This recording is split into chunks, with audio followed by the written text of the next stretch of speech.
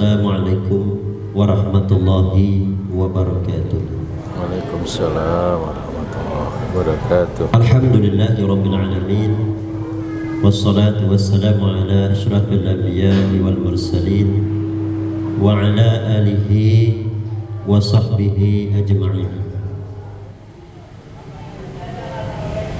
Bapak Ibu hadirin kaum muslimin rahimakumullah.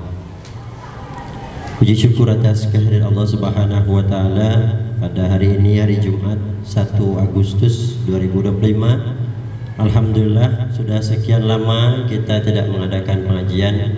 Hari ini dengan izin Allah bisa menghadirkan Ketua PDM kita Ustaz Dr. Zulkarnain di tengah-tengah kita.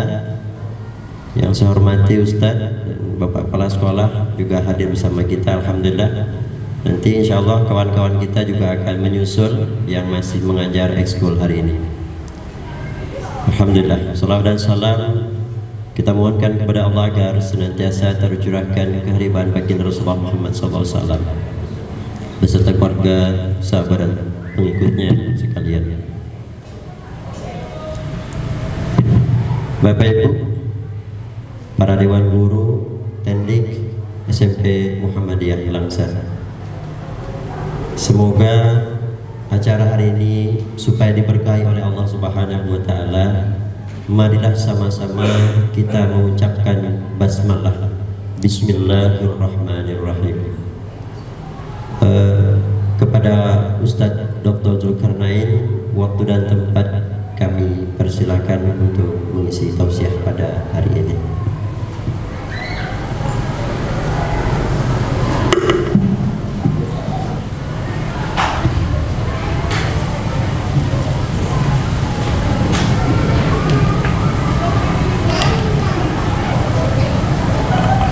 Assalamualaikum warahmatullahi wabarakatuh.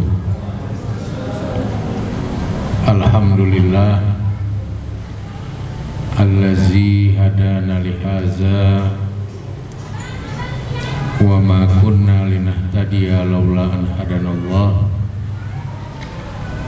Asyhadu an la ilaha illallah wa asyhadu anna Muhammadan abduhu wa rasuluhu allazi la nabiyya ba'dah. Allahumma sholli ala Muhammad wa ala alihi wa ashabihi ajma'in. Radina billahi rabba wa bil islami dina wa bi Muhammadin nabiyya wa rasula. Amma ba, yang saya hormati dan saya muliakan Bapak Kepala Sekolah, Bapak Wakil Kepala Sekolah, Bapak dan Ibu-ibu guru SMP Muhammadiyah rahimakumullah. Puji dan syukur kita sampaikan kehadiran Allah Subhanahu wa taala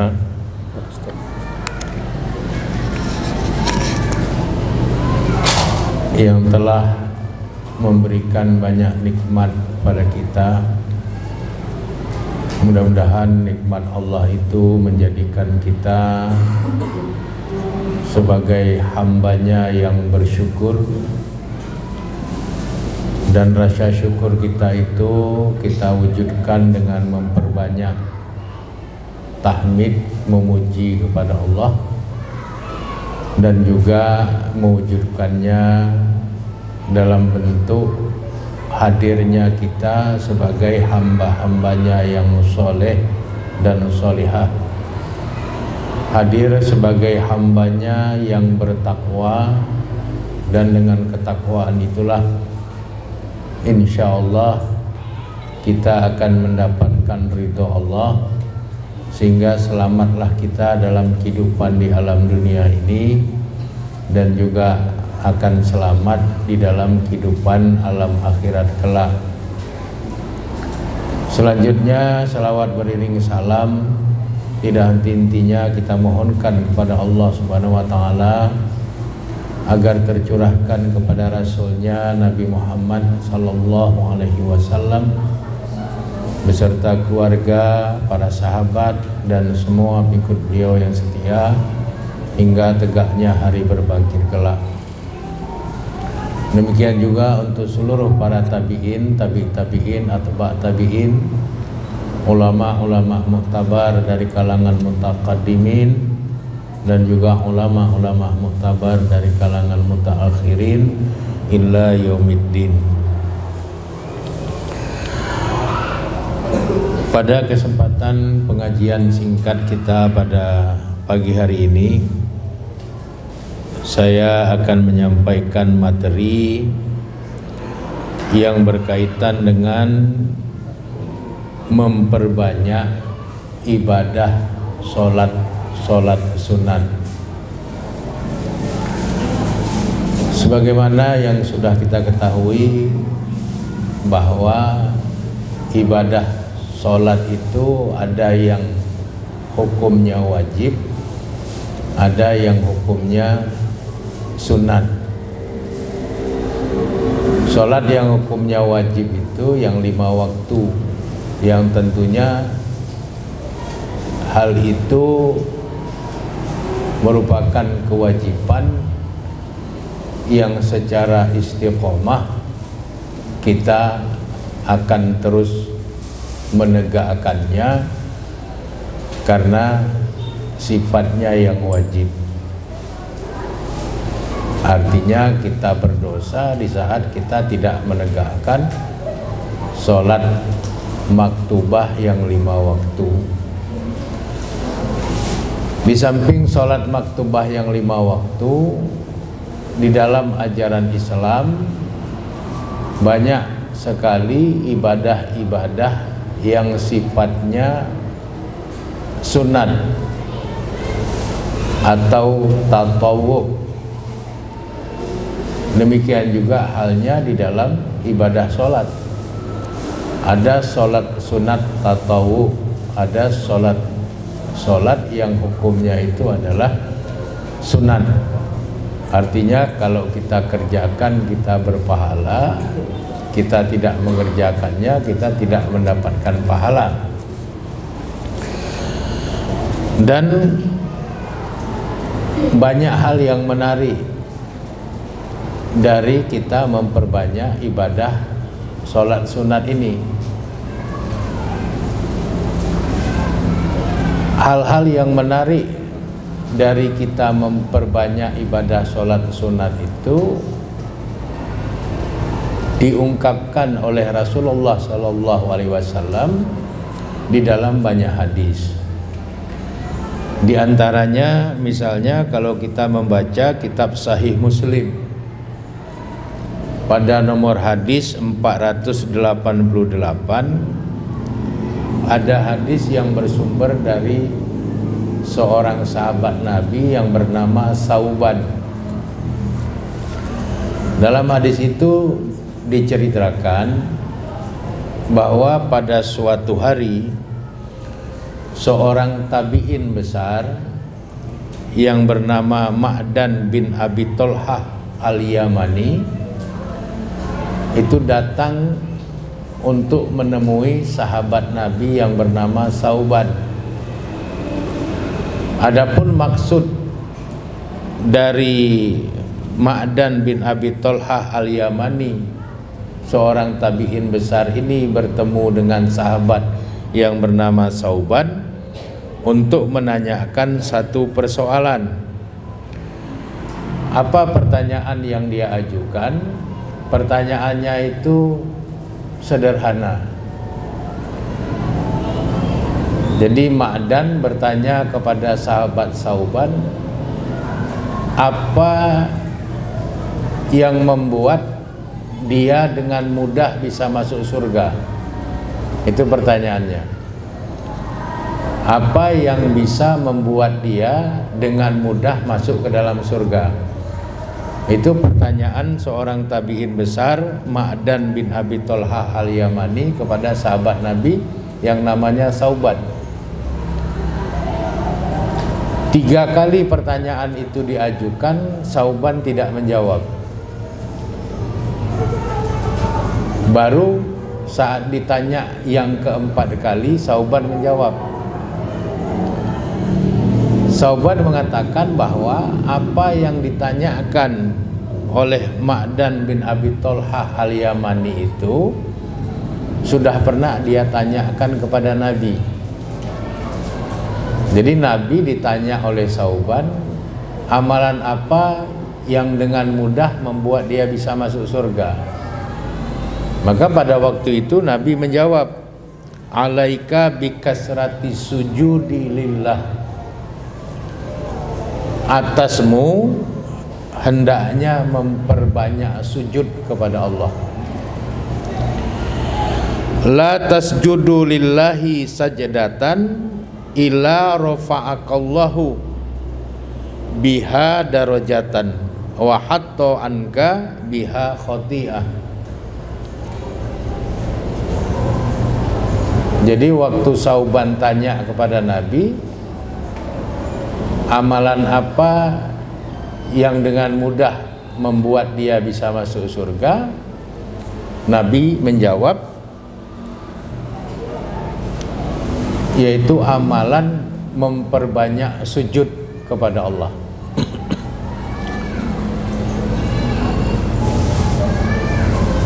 Jadi memperbanyak sujud kepada Allah, bikasrati sujudi lillah, itu artinya memperbanyak menegakkan ibadah solat sunat. Kenapa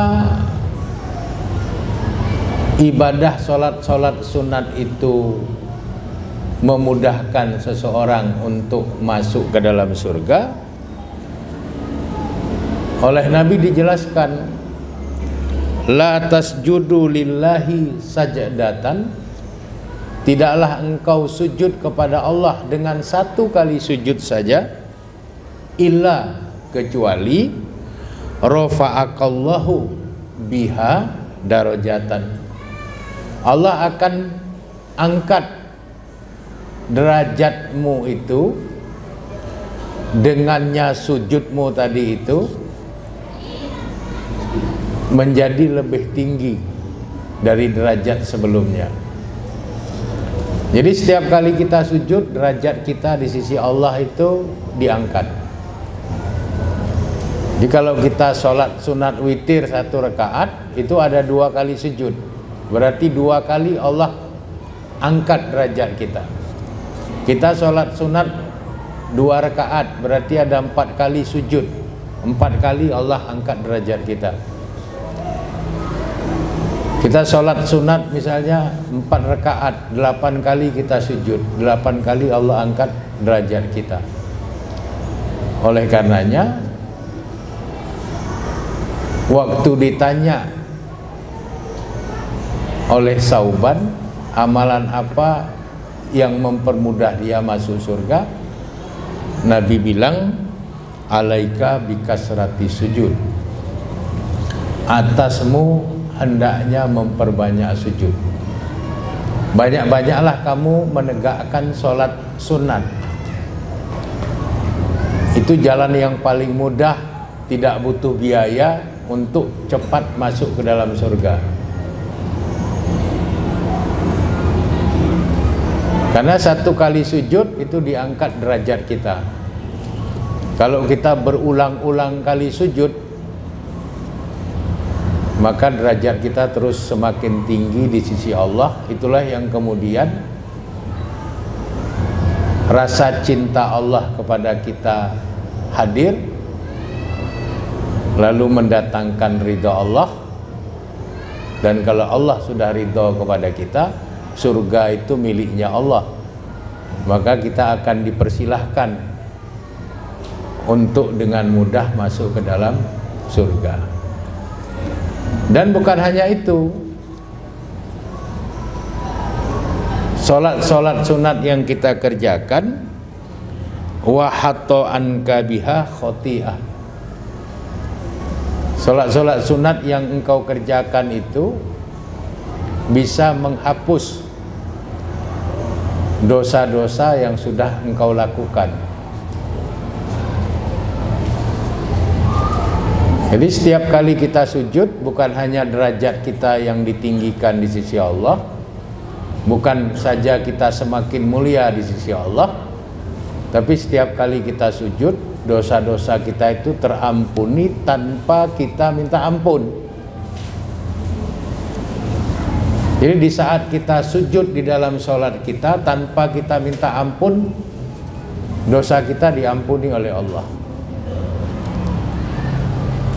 Jadi itulah kehebatan sujud, dalam tanda petik kehebatan sholat sunat yang dianjurkan oleh Nabi kepada umat Islam setelah mereka menunaikan sholat wajib mereka. Kemudian di dalam kitab Sahih Muslim juga, di hadis nomor 482 dari sahabat Abu Hurairah, Nabi menjelaskan berkaitan dengan sujud ini,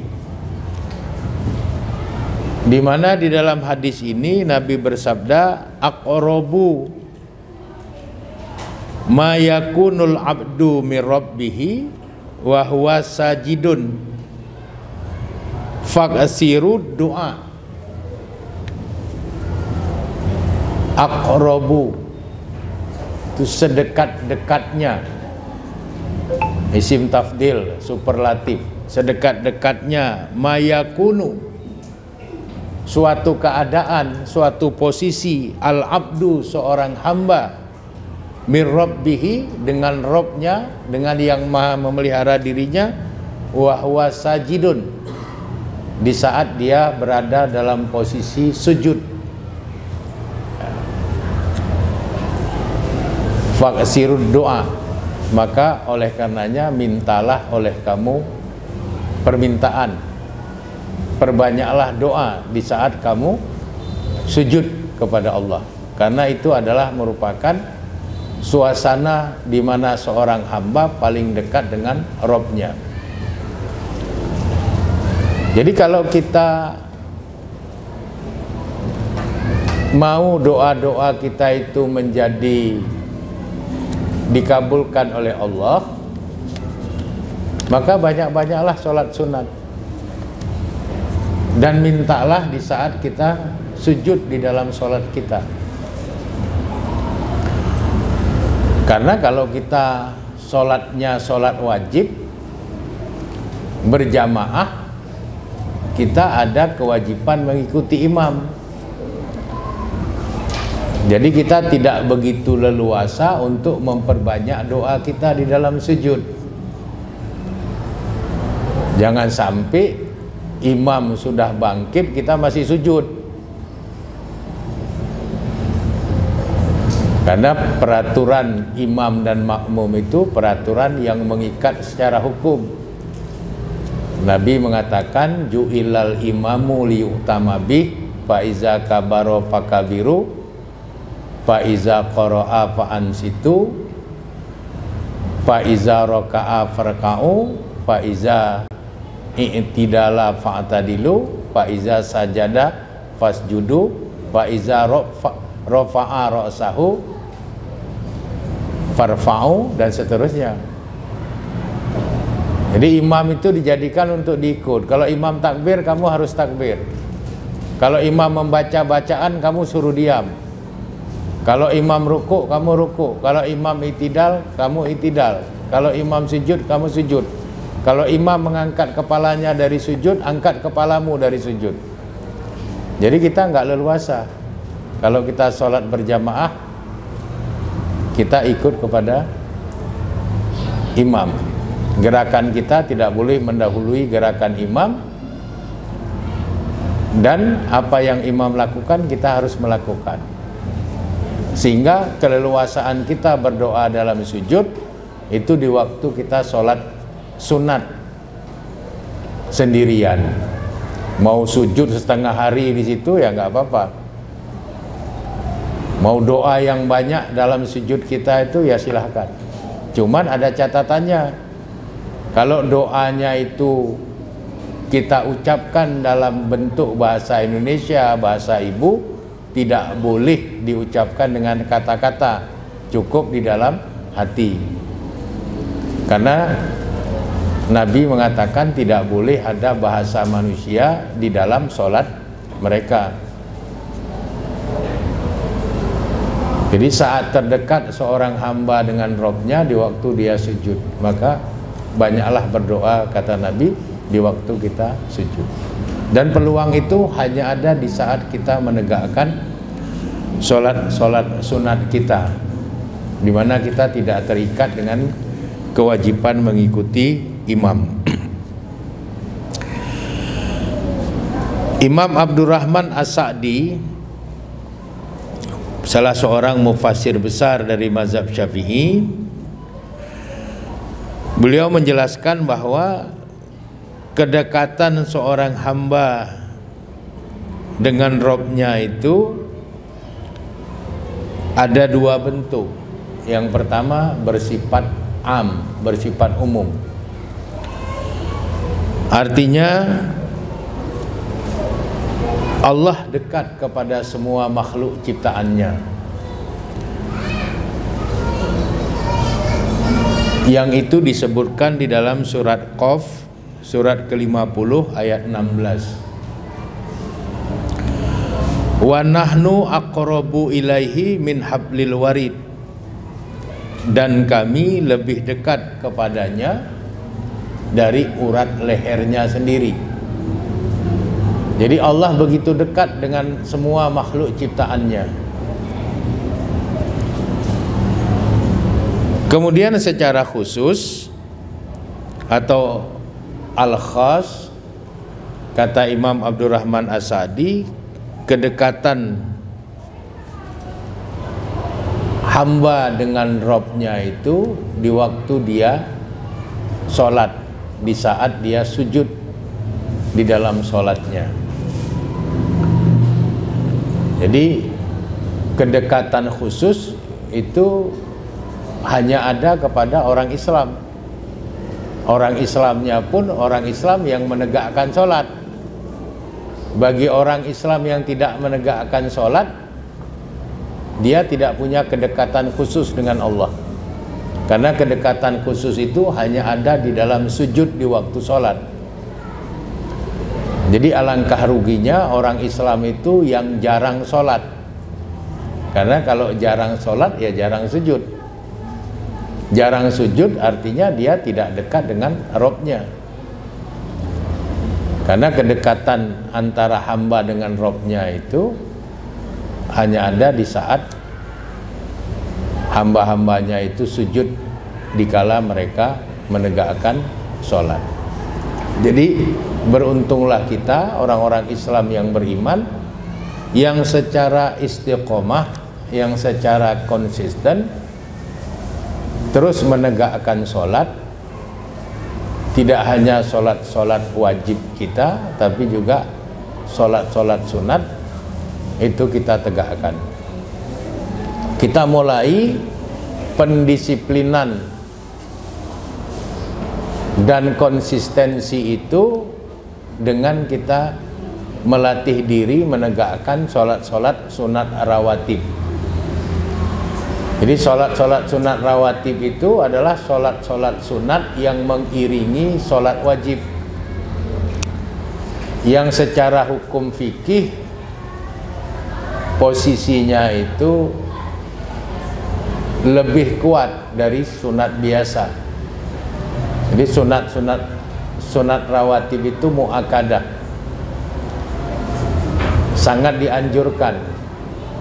Jadi posisinya di atas sunat biasa. Dan kita mulai melatih diri memperbanyak ibadah sunat itu dari mulai sholat sunat rawatib. 2 rakaat sebelum subuh, 2 atau 4 rakaat sebelum zuhur, 2 atau 4 rakaat setelah zuhur, 2 rakaat setelah maghrib, 2 rakaat setelah isya. Kemudian kita mengerjakan sholat sunat yang lain, sholat sunat wudhu, Sholat sunat yang kita kerjakan setelah kita mengambil wudhu, sholat sunat azanain, sholat sunat di antara dua azan. Jadi setelah azan itu sholat sunat 2 rakaat sampai ditegakkannya iqamah.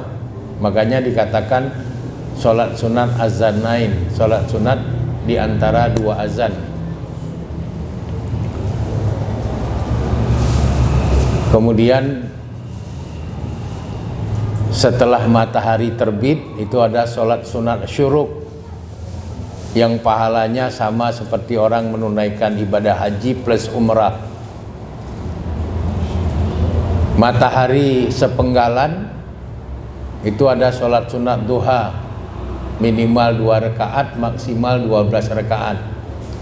Kalau bisa konsisten 12 rakaat setiap hari sampai kita meninggal, hadiahnya Allah akan berikan kita rumah di dalam surga. Ada sholat sunat tahajud, ada sholat sunat witir, ada sholat sunat mutlak yang setiap 2 rakaat salam, setiap 2 rakaat salam, setiap 2 rakaat salam sampai kita merasa letih, lalu kita istirahat. Jadi banyak sekali sholat-sholat sunat yang itu semuanya memudahkan kita untuk masuk ke dalam surga, yang semua itu akan mengangkat derajat kita lebih tinggi dibandingkan dengan orang lain, yang membuat dosa-dosa kita itu terampuni sehingga sewaktu-waktu kita meninggal dalam keadaan sudah tidak membawa dosa. Jadi itu keuntungan kita banyak-banyak mengerjakan ibadah sholat sunat.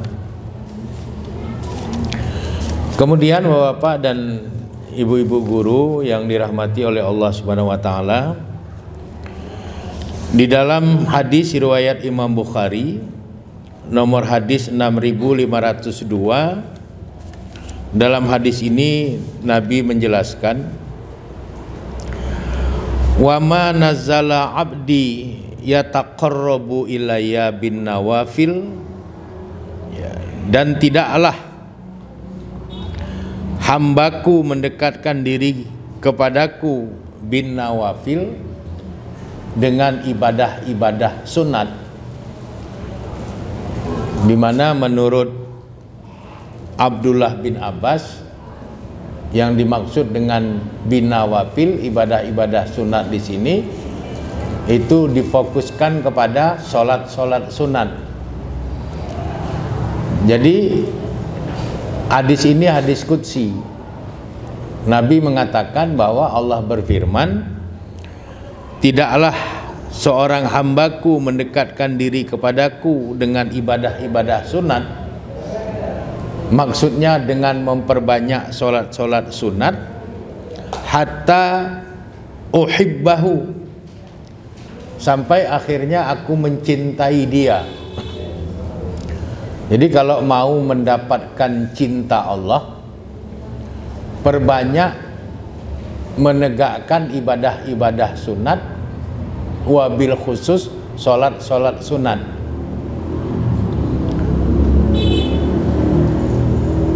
Jadi mahabbahnya Allah kepada hamba itu akan datang bagi hamba-hamba Allah yang memperbanyak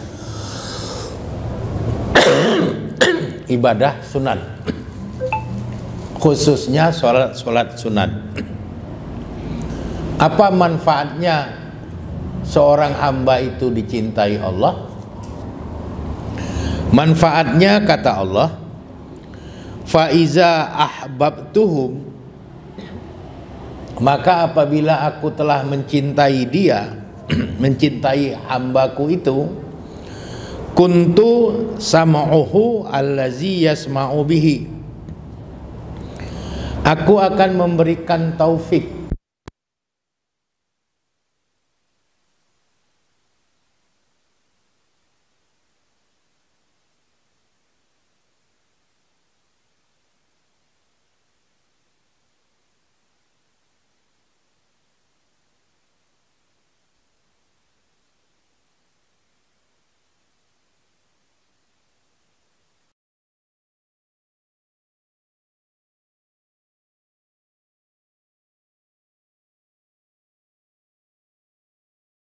menegakkan sholat-sholatmu karena kamu tidak tahu dan tidak mampu kamu menghitung-hitung pahala dari ibadah sholatmu itu.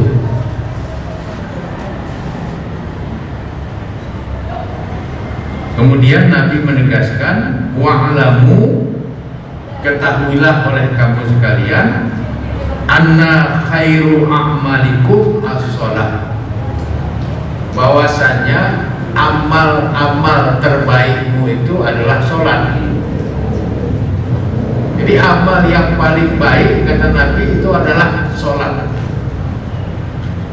Makanya Nabi mengatakan, istaqimu, istiqomahlah kamu sekalian dalam menegakkan sholat itu. Walan tahsu, kamu sekalian tidak bisa menghitung banyaknya pahala dari sholat yang kamu tegakkan itu.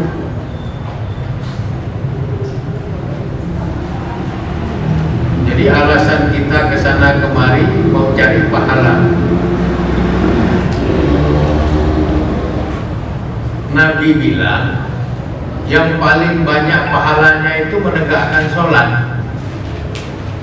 Jadi kalau sholat pun nggak ditegakkan, lalu kita mengerjakan yang lain dengan alasan mau cari pahala, untuk apa? Karena pahala yang paling besar itu ada pada ibadah sholat. Maka Nabi mengatakan, istaqimu, istiqomahlah kamu berkaitan dengan sholat itu. Anna khairu a'malikum as-sholat, bahwasanya amal-amal kamu yang paling baik itu adalah menegakkan sholat. Jadi sholat itu satu hal yang sangat luar biasa. Maka kalau kemudian perintah menegakkan sholat ini diambil secara spesifik, secara khusus melalui peristiwa Isra dan Mi'raj, itu memang karena ada sesuatu yang luar biasa pada ibadah sholat itu.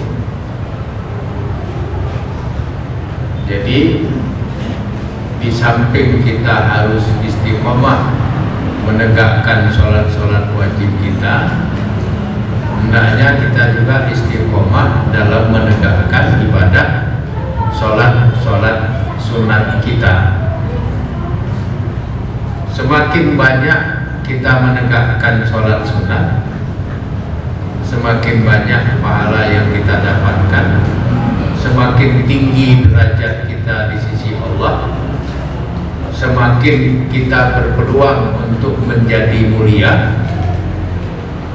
Terhapuslah dosa-dosa kita setiap kali kita sujud, sehingga tidak ada alasan sedikit waktu yang kita luangkan untuk banyak sholat itu akan merugikan kita. Itu tidak ada. Jadi sempatkan diri untuk memperbanyak ibadah sholat-sholat sunat di samping sholat-sholat wajib yang secara konsisten memang merupakan kewajiban yang harus kita tegakkan. Jadi sempatkan diri untuk kita memperbanyak ibadah sholat-sholat sunat kita, dan itu harus kita biasakan dari muda. Kalau dari muda kita tidak membiasakan diri, sampai tua itu tidak akan terbiasa.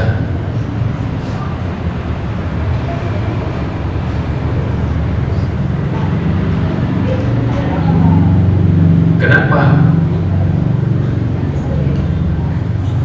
Karena kita bisa itu salah satu faktornya karena terbiasa.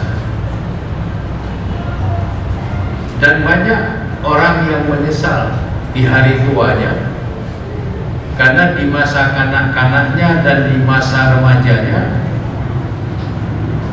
dia tidak pernah belajar sholat dan tidak pernah sholat.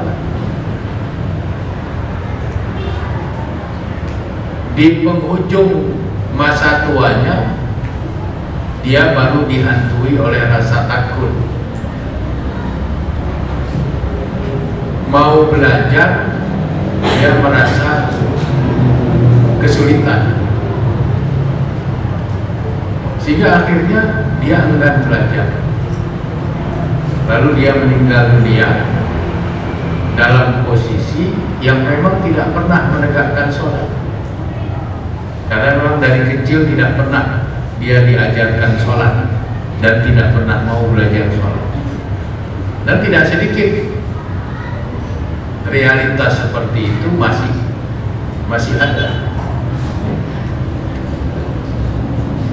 Jadi kita yang sudah mengerti sholat ini dan mengerti pula berapa besarnya manfaat dari sholat yang kita kerjakan, maka kita harus bersungguh-sungguh.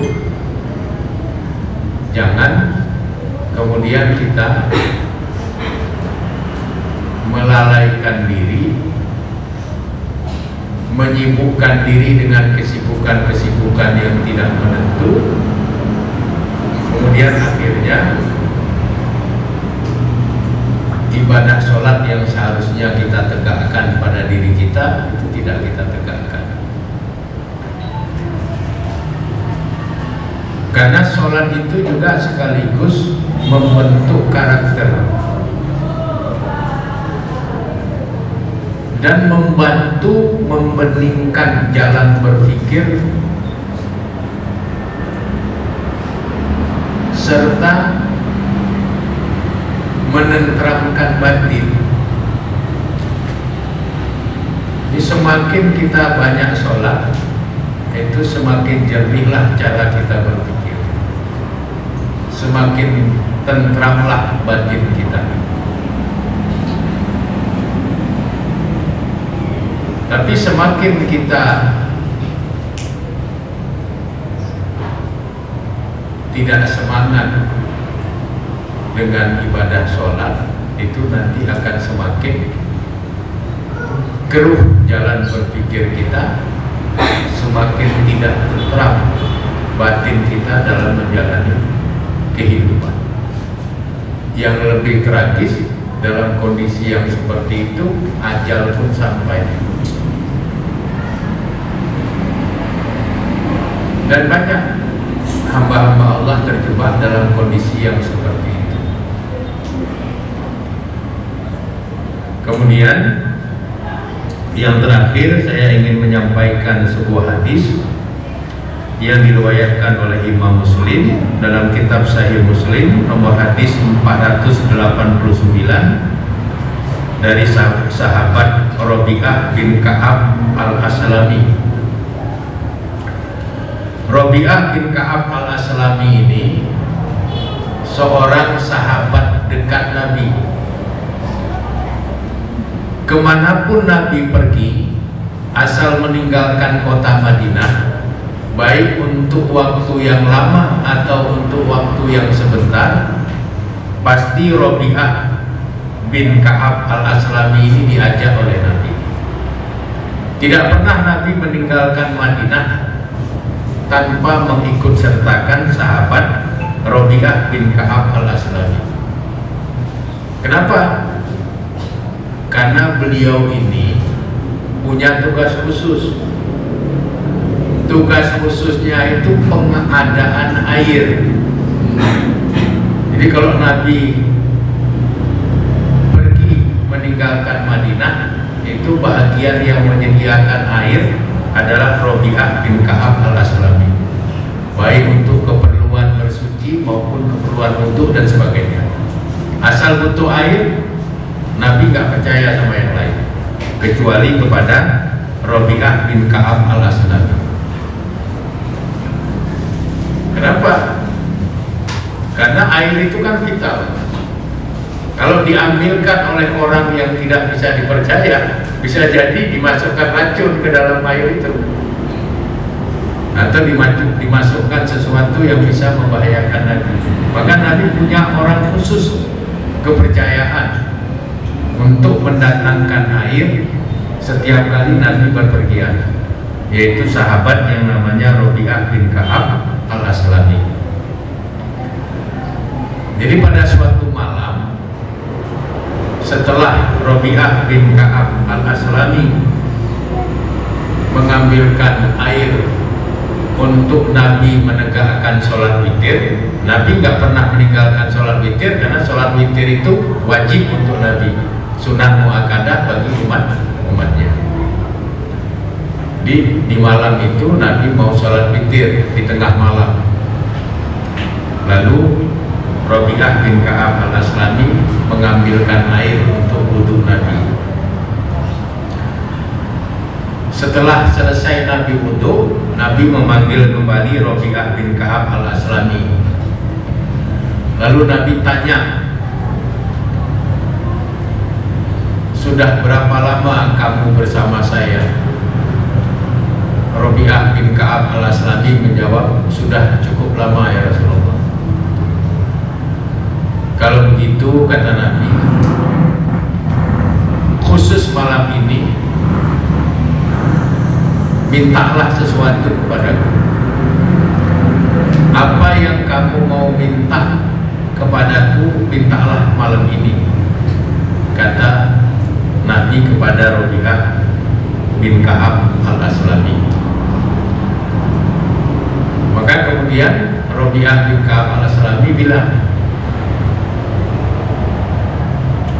aku minta agar aku masuk ke dalam surga bersamamu ya Rasulullah. Lalu Nabi diam. Padahal tadi Nabi yang nyuruh minta. Sesudah diminta, Nabi terdiam. Karena permintaannya ini cerdas. Yang diminta itu, aku minta agar aku masuk surga bersamamu. Jadi sebenarnya permintaannya satu tapi isinya dua. Pertama minta surga, yang kedua bersama Nabi. Artinya dia minta surga elit. Surga yang ditempati Nabi itulah yang dia minta. Di mana nanti Nabi di dalam surga, di situ ada dia. Lalu akhirnya Nabi tersenyum. Mungkin Nabi diam tadi itu, Nabi berpikir, cerdas ini Rabi'ah ini. Lalu Nabi tersenyum, Nabi bilang, ada permintaan lain yang dipancing oleh Nabi itu. Ada permintaan lain. Tapi Rabi'ah bin Ka'ab al-Aslami bilang, tidak ada. Maka kemudian Nabi bilang, permintaanmu aku kabulkan, tapi dengan satu catatan. Apa catatannya? Nabi bilang, fa'inni ala nafsika bikasrati sujud. Maka bantulah aku, kata Nabi, dengan cara engkau memperbanyak sujud. Bantulah aku untuk mengabulkan permintaanmu itu dengan cara kamu banyak menegakkan sholat sunnah. Jadi menurut Imam An-Nawawi, Imam Muhyiddin bin Syaraf An-Nawawi, dalam kitab Syarah Sahih Muslim, ini merupakan peluang tidak hanya bagi Rabi'ah bin Ka'ab al-Aslami, tapi juga bagi semua umat Islam. Kalau umat Islam itu mau masuk surga, ke surga yang ditempati Nabi, maka banyak-banyaklah menegakkan ibadah sholat sunnah, seperti yang Nabi minta kepada Rabi'ah bin Ka'ab al-Aslami. Permintaanmu aku kabulkan, tapi tolong aku dibantu. Dibantu apa? Ala nafsika bikasrati sujud. Atas dirimu hendaknya engkau memperbanyak sujud. Banyak-banyaklah sholat sunnah. Maka kamu akan bersama aku di dalam surga yang aku tempati. Nah, seperti itu.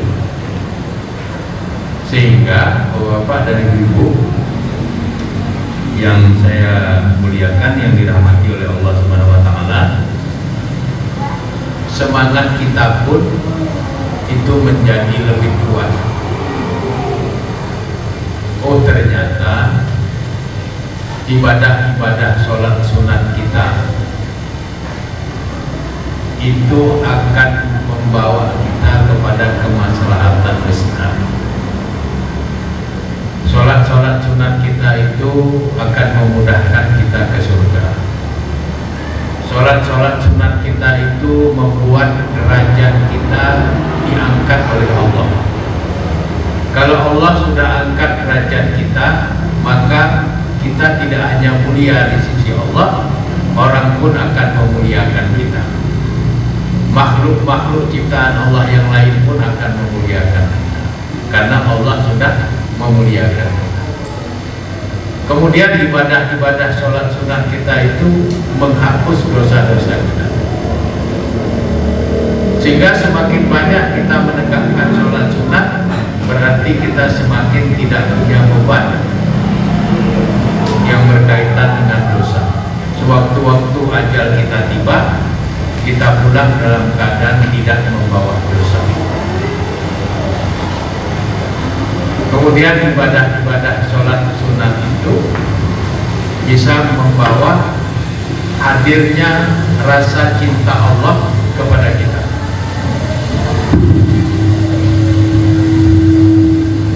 Dan kemudian yang terakhir, kita punya peluang untuk berada di dalam satu surga yang sama dengan Nabi Sallallahu Alaihi Wasallam, dikarenakan banyaknya ibadah-ibadah sholat sunat yang kita tegakkan secara istiqomah setelah kita dengan istiqomah pula menegakkan sholat-sholat wajib kita. Jadi mudah-mudahan apa yang saya sampaikan ini dapatlah kiranya menjadi perhatian bagi kita bersama, dan juga menjadi penyemangat bagi kita bersama untuk terus menegakkan sholat-sholat sunat, di samping kita juga dengan istiqomah menegakkan sholat-sholat wajib kita. Demikian yang bisa saya sampaikan. Kurang dan lebih saya memohon maaf. Kepada Allah Subhanahu wa taala kita semua memohon ampunan. Hadanallahu wa iyyakum ajmain. Wallahu a'lam bishawab. Walhamdulillah.